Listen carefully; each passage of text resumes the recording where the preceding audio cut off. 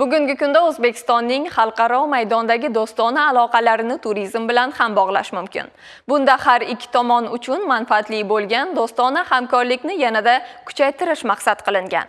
O'zbekistonning turizm salohiyati xorij mamlakatlarida namoyish etilmoqda. Sayyohlar oqimini oshirish va yurtimiz bu boradagi imkoniyatlarni ko'rsatish yana qanday imkoniyatlarni beradi? Hozirgi lavha shu mavzuda.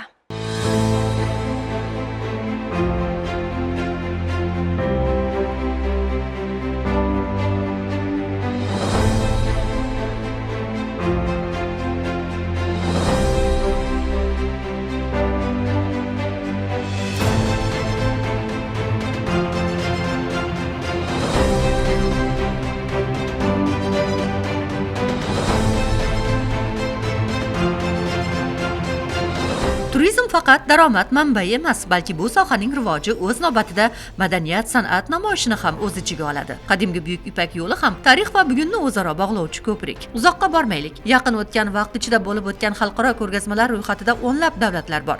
Ularning har birida xorazmliklarning munosib ishtirokini kuzatish mumkin.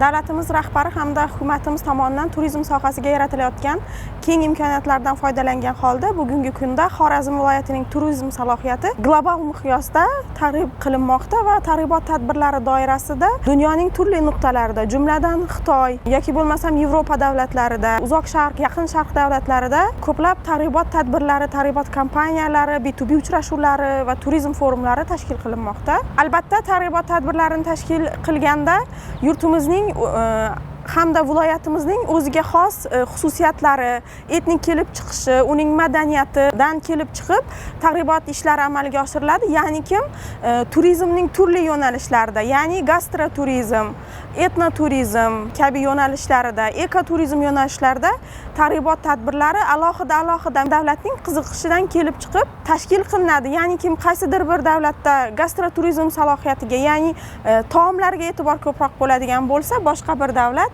arxitekturaga, madaniyatga, san'atga qiziqishini inobatga olib, albatta viloyat delegatsiyasi tarkibida oshpazlar, madaniyat va san'at sohasi vakillari, hunarmandlarning ham o'rni alohida kasb etadi. Xitoyda bo'lib o'tgan ITB China xalqaro turizm yarmarkasida 150 dan ortiq mamlakatdan turizm vakillari ishtirok etishdi.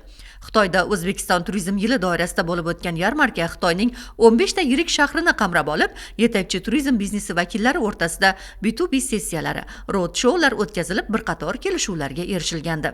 Navbat Germaniyaga. ITB Berlin xalqaro turizm ko'rgazmasi jahon turizm bozorida muhim ahamiyatga ega. 190 ta davlatdan 165 ming nafar ishtirokchilar o'z stendlari bilan qatnashdi. Xalqaro ko'rgazmada Xorazm viloyatining turizm, madaniyat va san'at sohasi vakillari, tadbirkorlardan iborat delegatsiya vakillari ishtirok etishib, san'atimizni hamda viloyatning turizm salohiyatini namoyish etishdi. Milliy taomlarga ham alohida urg'u berildi. Xorijiy sayyohlar oqimini yanada oshirishda hamkorlik aloqalarini kengaytirish yuzasidan bir qator kelishuvlarga ham erishildi. Endi Londonga qaytamiz.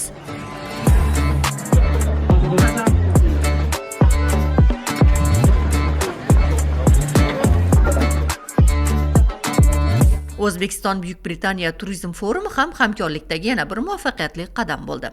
Bu yil birinchi marta Buyuk Britaniyaning London shahrida Xorazm taomlari gastrofestivali bo'lib o'tdi. Gastrofestival davomida nafaqat viloyatimizning gastroturizm salohiyati, ya'ni milliy taomlari, balki madaniyatimiz, umuman turizm salohiyatimiz, agro va enoturizm salohiyatlarimiz ham keng targ'ib qilindi hamda soha tadbirkorlari, hunarmandlari bilan tadbirda ishtirok etilib, mintaqadagi boshqa hamkasblari bilan B2B uchrashuvlari hamda to'g'ridan-to'g'ri mijozlar bilan, ya'ni B2C uchrashuvlari tashkil qilindi.